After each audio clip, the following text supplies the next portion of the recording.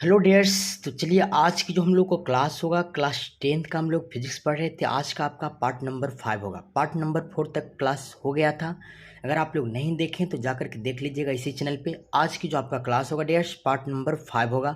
अगर हमारे चैनल पे आप लोग नए हैं, अभी तक चैनल को सब्सक्राइब नहीं किए हैं, तो प्लीज़ आप चैनल को सब्सक्राइब करके और घंटे को प्रेस कर लीजिए ताकि जो नेक्स्ट वीडियो डाले आपके पास नोटिफिकेशन पहुँच पाए।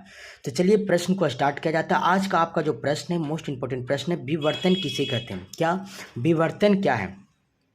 तो यह एक ऐसी घटना है जिसके कारण किसी वस्तु का प्रतिबिंब क्षैतिज अक्ष के परिता 180 डिग्री के कोण पर घूम जाता है। कितना डिग्री के कोण पे घूम जाता है?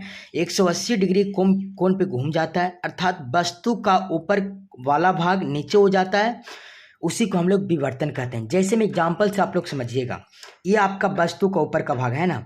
अब ये क्या होती है ना, 180 डिग्री कोण पे घूम जाता है। वस्तु का ऊपर वाला भाग क्या हो गया? ये नीचे हो गया है ना। ये क्या हो गया? नीचे हो गया। तो इसी को हम लोग विवर्तन कहते हैं। क्या कहते हैं? विवर्तन कहते हैं। एक बार और परिभाषा को देखिए आप लोग। यह एक ऐसी घटना होती है जिसके कारण किसी वस्तु का प्रतिबिंब क्षैतिज अक्ष के परिता 180 डिग्री कोण पे घूम जाता है। अभी वस्तु मान लेते हैं इस रूप में खड़ी है ना। अब ये क्या होती है? 180 डिग्री के कोण में परिता ये क्या होती है? ऊपर वाला भाग नीचे हो जाती है और नीचे वाला भाग पुनः क्या हो जाती है? ऊपर हो जाती है। उसी को हम लोग विवर्तन कहते हैं। क्या कहते हैं? विवर्तन कहते हैं। अगला प्रश्न आपको समझना है डियर्स। चलिए अगला प्रश्न है आपका,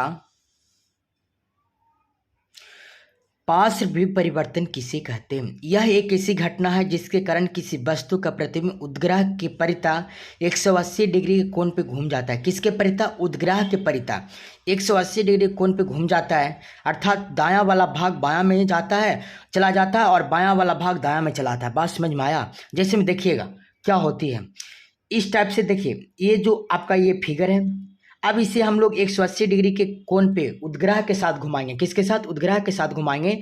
तो क्या होगा यहाँ पे? ये आपको देखना, दायां वाला भाग बायां में चला गया। दायां वाला भाग कहाँ चला गया? दायां वाला भाग आपका बायां में चला गया, और बायां वाला भाग बोल सकते हो दायां में चला गया। तो इसी को हम लोग पार्श्व परिवर्तन कहते हैं। क्या कहते हैं? पार्श्व परिवर्तन कहते हैं। तो चलिए नेक्स्ट प्रश्न देखेंगे डियर्स। नेक्स्ट प्रश्न आपके लिए देखिएगा। प्रश्न बोल रहा है, दर्पण किसे कहते हैं?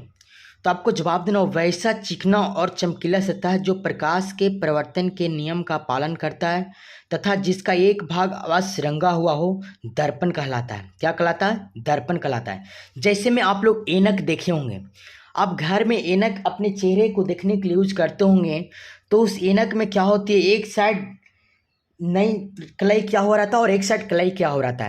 तो जिस साइड कलाई नहीं क्या हुआ रहता उस साइड से हम अपने चेहरों को देख लेते हैं, और जिस साइड कलाई क्या हो रहा था उससे हम लोग कुछ नहीं, उसको कोई यूज नहीं है। बस यही है कि उसे ई पार से ऊपर नहीं जलाने के लिए एक साइड दर्पण को कलाई कर दिया जाता है।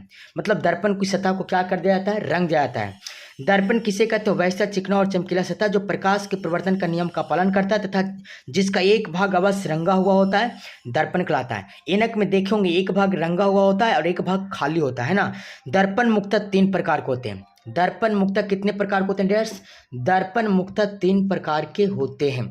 अब आप लोग को ये देखना है कि दर्पण मुख्यतः 3 प्रकार के होते कौन कौन। देखिए दर्पण मुख्यतः 3 प्रकार के होते हैं। कौन कौन होते हैं? नंबर 1 समतल दर्पण आपका, नंबर 2 आपका गोलीय दर्पण, और नंबर 3 आपका परवलयी दर्पण।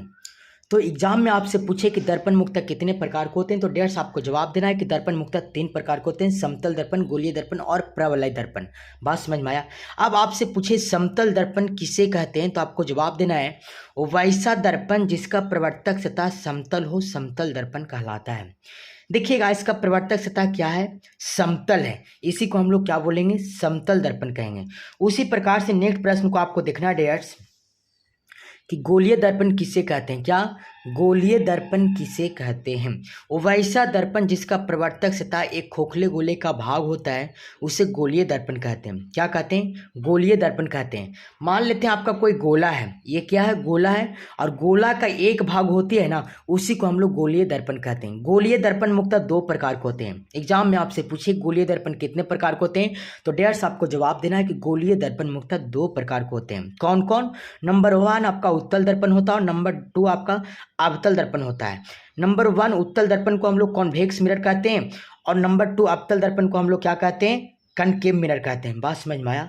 अब हम लोग को ये देखना है कि उत्तल दर्पण किसे कहते हैं डियर्स। उत्तल दर्पण समझिएगा आप लोग, इस वीडियो को लास्ट तक जरूर देखिए, आपको एक एक प्रश्न समझ में आएगा। एग्जाम में एक भी प्रश्न इससे बाहर नहीं आने वाला डियर्स, आप लोग जरूर इस वीडियो को देखने का प्रयास कीजिए। उत्तल दर्पण किसे कहते हैं? तो वैसा दर्पण जिसका प्रवर्तक सतह उभरा हुआ हो उसे उत्तल दर्पण कहते हैं। जैसे में इस टाइप से देखिएगा, ये आपका प्रवर्तक सतह क्या है, उभारा हुआ है, उठा हुआ है, तो इसी को हम लोग क्या कहते हैं, उत्तल दर्पण कहते हैं। तो डियर्स मुझे आशा नहीं बल्कि विश्वास है कि सभी प्रश्न आप सभी को समझ में आया होगा। अगर हमारे चैनल पर आप लोग नए हैं, चैनल को अभी तक सब्सक्राइब नहीं किए तो प्लीज़ आप इस चैनल को सब्सक्राइब करके अपने दोस्तों के पास शेयर कर दीजिए। अगर आपको हैंड राइटिंग नोट्स लेना चाहते हैं तो आप इसके नीचे कमेंट बॉक्स में कमेंट कीजिए, आपको हैंड राइटिंग नोट्स व्हाट्सएप के जरिए सेंड कर दिया जाएगा। तो चलिए आज के लिए इतना ही, अब हम मिलेंगे आपसे नेक्स्ट पार्ट में।